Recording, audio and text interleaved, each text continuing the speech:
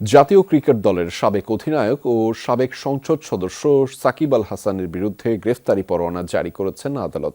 পাশাপাশি সাকিব আল হাসানের অ্যাগ্রো ফার্মের এমডির বিরুদ্ধেও পরোয়ানা জারি করা হয়েছে। সমন জারির পরও এই দুজন আদালতে হাজির না হওয়ায় গ্রেফতারি পরোয়ানা জারি করেন আদালত। 4 কোটি 14 লাখ টাকার চেক ডিজঅনার হওয়ায় মামলাটি করেছে আইএফআইসি ব্যাংক।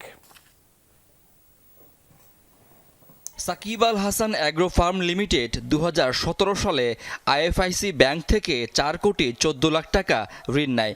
টাকা ফেরত চেয়ে কয়েক দফা নোটিশ দেওয়ার পর কোম্পানিটি গত বছরের 4 সেপ্টেম্বর ব্যাংকে 2টি চেক দেয়, কিন্তু অ্যাকাউন্টে যথেষ্ট টাকা না থাকায় চেক বাউন্স করলে লিগ্যাল নোটিশ পাঠানো হয়। সাড়া না পেয়ে 15 ডিসেম্বর আদালতে মামলা করে ব্যাংক।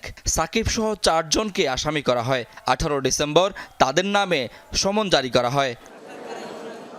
রোববার ফার্মের পরিচালক ইমদাদুল হক আত্মসমর্পণ করে জামিন চাইলে আদালত তা মঞ্জুর করেন।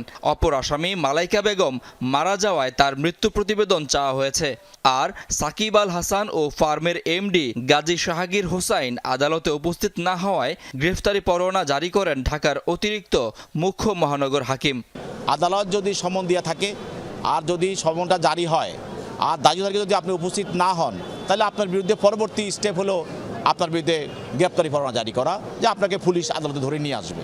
গ্রেপ্তার আদেশ বাস্তবায়ন বিষয়ক প্রতিবেদন দাখিলের জন্য আদালত 24 মার্চ দিন ঠিক করেছেন। ঋণের চুক্তি শর্ত অনুসারে সে ঋণ পরিশোধ করে নাই, যার কারণে সে একজন একজন ডিফল্টার হয়।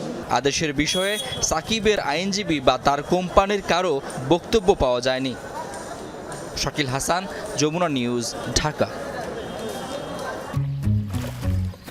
এখন তো জীবাণুদের থেকে বাঁচালে সারাদিনকে বাঁচাবে ডেটল বাঁচাবে। ডেটল দেয় জীবাণুর বিরুদ্ধে 12 ঘন্টার সুরক্ষা বলয়। সুরক্ষার বিশ্বাস থাকুক দিনভর।